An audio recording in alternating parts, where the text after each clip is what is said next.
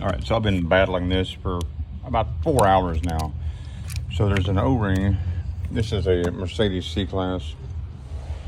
And there's an O-ring that's right here for the heater valve that, well, the housing was cracked. So I had to get this housing out, and it broke in half. So I tried a pick, I tried everything I could to get this piece out, and it wouldn't come out.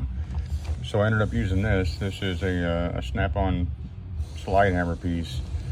Had to go down to the local hardware store, pick up this bolt. I already had these thick washers, and then run them in here so I could get this out of there.